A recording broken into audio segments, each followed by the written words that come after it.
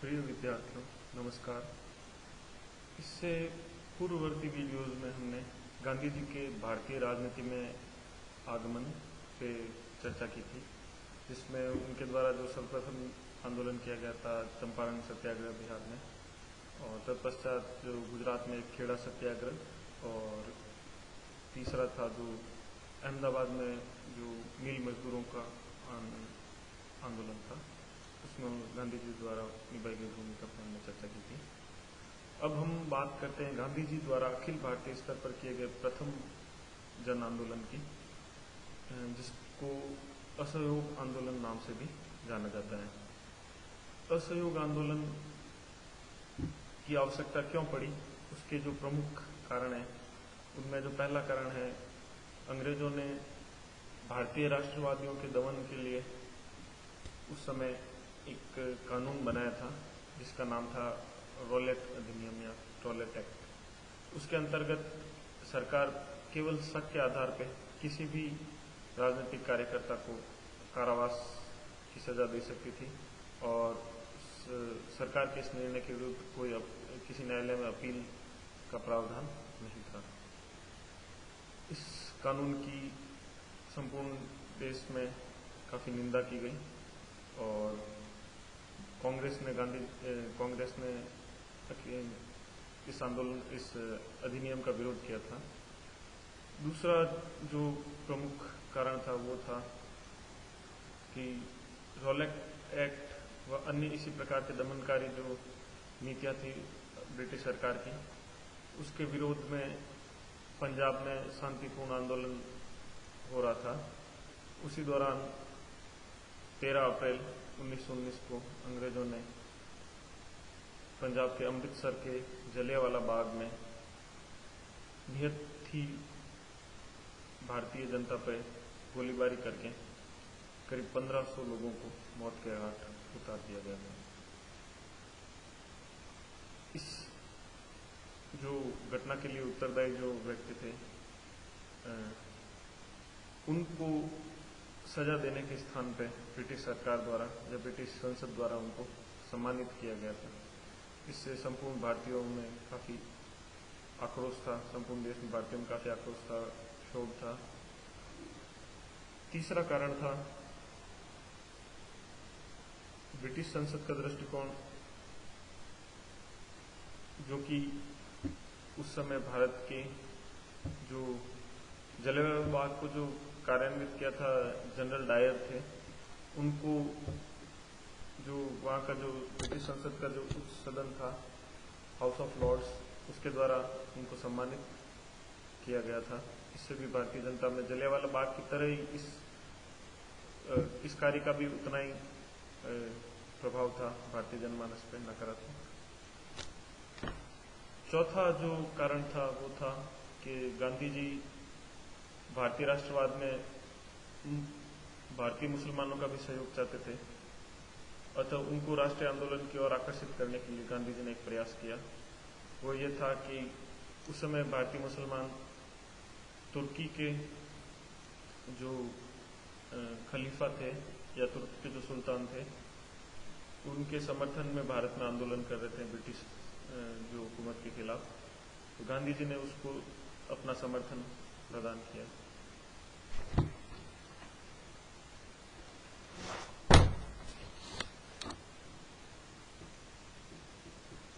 एक और अन्य कारण यह था कि प्रथम विश्व युद्ध के कारण जो आर्थिक हालात थे वो काफ़ी विकट हो गए थे।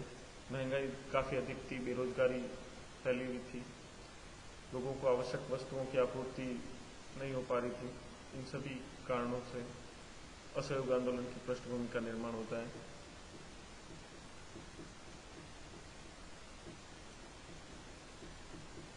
गांधी जी ने असहयोग आंदोलन के समर्थन में कहा कि असहयोग ऐसे शासक को सहयोग देने से इनकार करने का अधिकार है जो शासन सत्ता का दुरुपयोग कर रहा है। 1920 के जो कांग्रेस का नागपुर अधिवेशन था, उसमें संवैधानिक साधनों से इतर जाके जन संघर्ष के कार्यक्रम का अनुमोदन किया गया।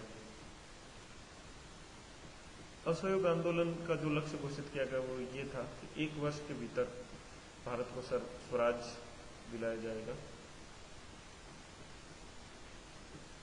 असहयोग आंदोलन के अंतर्गत क्या क्या किया जाना था वह ये था कि ब्रिटिश सरकार द्वारा दी गई उपाधियों को लौटाना, सरकारी संस्थाओं का बहिष्कार करना, राष्ट्रीय स्कूलों को खोलना, पंचायत न्यायालयों का गठन करना, खादी का प्रसार करना, अस्पृश्यता का उन्मूलन करना और हिंदू मुस्लिम एकता को स्थापित करना। और सरकार को कर दिया जाए या ना दिया जाए, क्या इसको भी असहयोग आंदोलन के कार्यक्रम में शामिल किया जाए, ये प्रश्न प्रांतीय नेताओं के विवेक पे कांग्रेस के केंद्रीय नेतृत्व द्वारा छोड़ दिया गया।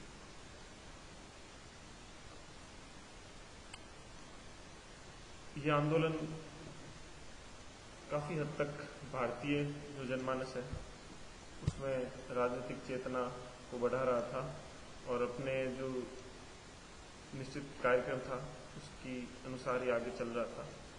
परंतु फरवरी 1922 में उत्तर प्रदेश के चोरी चोरा गांव में, उस समय के जो यूनाइटेड प्रोविंस था उसको भी यूपी कहते थे, वर्तमान में भी हम उत्तर प्रदेश को यूपी नाम से जानते हैं। चोरी चोरा जो गांव था वहां पे जो आंदोलनकारी थे उनके मध्य और पुलिस के मध्य झड़प के कारण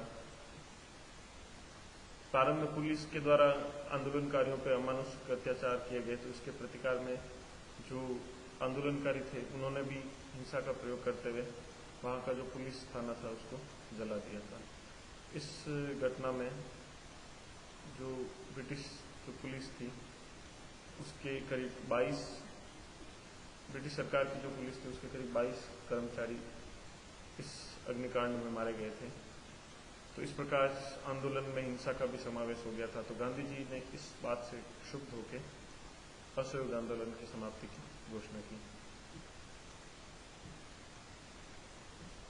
गांधी जी के इस निर्णय का हम यदि विश्लेषण करें तो हम देखते हैं कि ये ज्यादातर जो उस समय के जो राजनीतिक कार्यकर्ता थे वो उन सभी को इस निर्णय से झटका लगा था। पंडित नेहरू ने भी इस फैसले पे सवाल उठाए थे। एमएन रॉय इस निर्णय के बड़े आलोचक थे।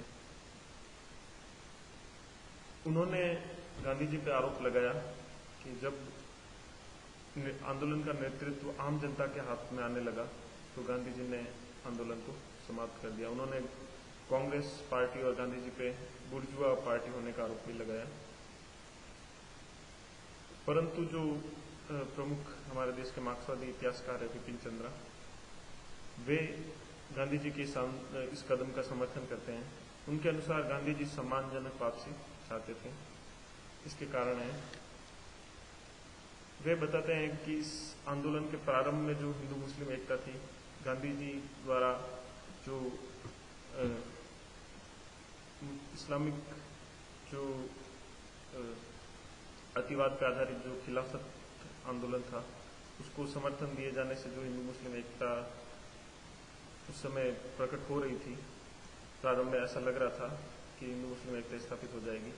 परंतु 1921 के जो मालाबार में उस समय तत्कालीन वर्तमान में जो केरल राज्य है, तत्कालीन मद्रास प्रेसिडेंसी में एक मालाबार नाम इलाका था।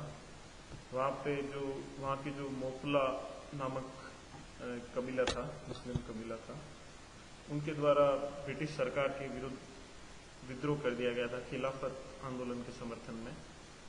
और उन्होंने उस समय जो वहाँ की तत्कालीन जो हिंदू जो जनता थी उन पे काफी अमानुषिक अत्याचार किए थे और बड़े पैमाने पे हत्याएं, बलात्कार, धर्मांतरण, जबरन धर्मांतरण आदि की घटनाएं की गई थी। इस कारण से जो हिंदू मुस्लिम एकता का जो प्रयास किया गया था वो असफल हो गया था। और दूसरा विपिन चंद्र जो प्रमुख कारण बताते हैं कि साल भर के जो आंदोलन से लोग थक गए थे, उनमें उनके प्रयत्नों उनसे जो प्रयत्न हो सकता था उन्होंने किया था, परंतु ब्रिटिश सरकार के दमन के आगे उनकी नहीं चली।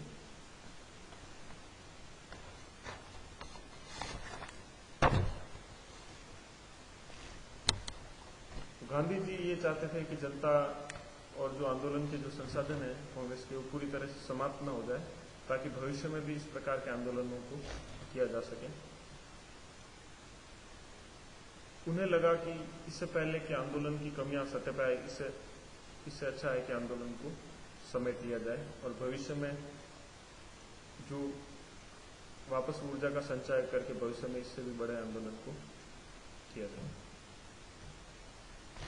अब हम असहयोग आंदोलन की उपलब्धियों पर चर्चा करते हैं। जहां तक कांग्रेस का जो औपचारिक लक्ष्य था या गांधी जी का जो वादा था कि 1 वर्ष के भीतर स्वराज्य की प्राप्ति की जाएगी, तो उसमें यह आंदोलन असफल रहा था।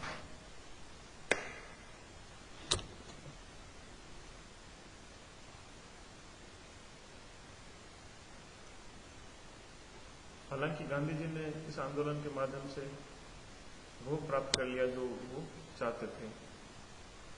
गांधी जी भारतीय जनता की संघर्ष की क्षमताओं को जानना चाहते थे और वे ये भी दर्शाना चाहते थे कि कांग्रेस सूक्ष्मदर्शी अल्पमत का प्रतिनिधित्व नहीं करती, अपितु आम जन द्वारा कांग्रेस की अपील पर प्रतिक्रिया दी जाती है।